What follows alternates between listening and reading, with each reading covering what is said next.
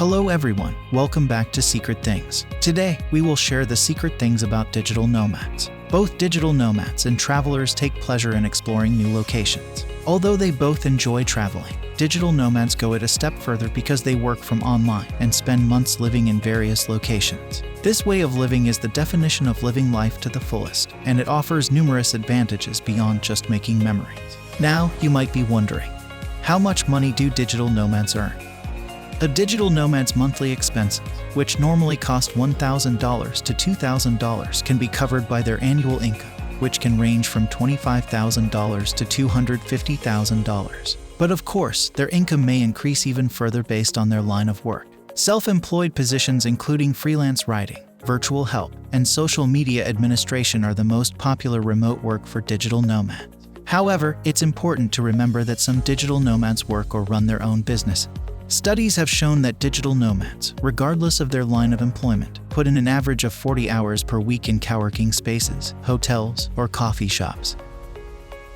Digital nomads, do they pay taxes?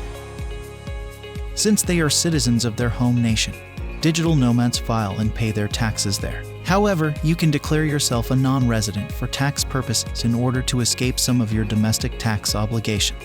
Countries that accept digital nomads may also impose tax obligations on them. For instance, digital nomads in Thailand are subject to a 17% tax rate rather than a 35% tax rate.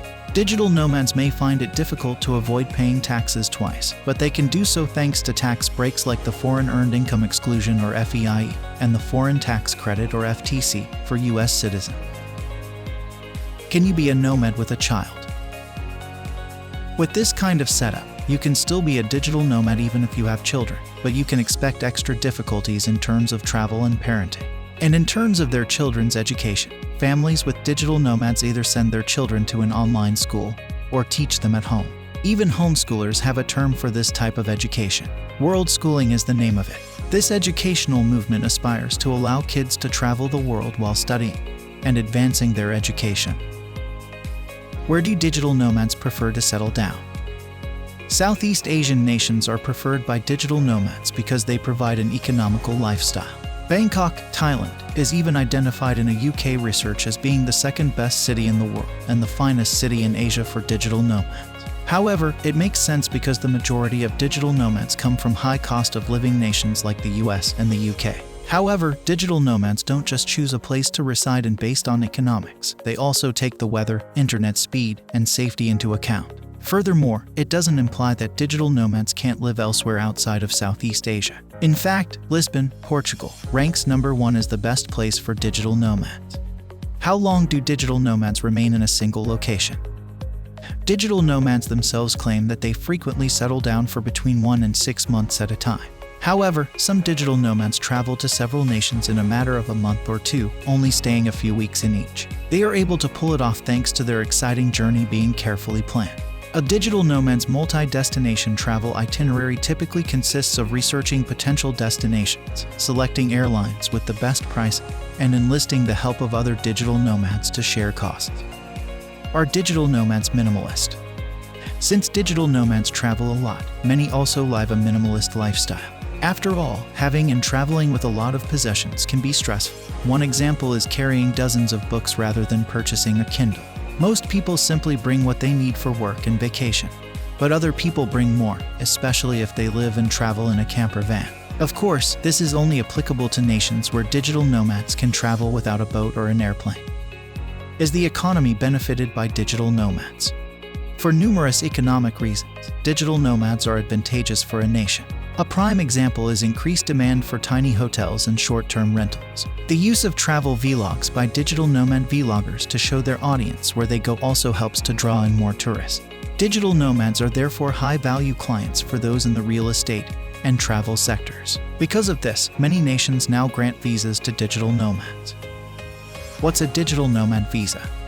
A visa known as a digital nomad visa enables remote workers to continue their work while traveling in a certain nation. Consider it an improved form of a travel visa that enables digital nomads to carry out their profession legally and stay for longer periods of time. depending on the nation they're seeking for a visa from. The process and receiving of a digital nomad visa can take a few weeks or months. For instance, obtaining an Estonian digital nomad visa should only take 15 to 30 days. But in addition to Estonia, other nations like Germany, Iceland, and Croatia are now providing visas that are perfect for digital nomads. Can a digital nomad's mental health become better? Being a digital nomad has two sides. Depending on how you use it, your mental health may get better or worse. Recent research demonstrates that digital nomads are more creative, productive, and involved in their work, three characteristics that help to improve mental health. But even those who can work and travel wherever they like face difficulties and problems. An illustration would be how people put pressure on digital nomads to succeed in their careers since they have high expectations of them. Because working from anywhere and whenever you want is sometimes equated with living the dream, some digital nomads find it difficult to open up about their difficulties, which everyone has. Burnout from traveling is a problem that digital nomads also encounter. Digital nomads who have faced this challenge battle it by engaging in what they refer to as slow travel, where they prioritize learning more about the country they are visiting over cramming in as many destinations as possible. What is the average age of digital nomads? It's a misconception that only young people lead a digital nomad lifestyle.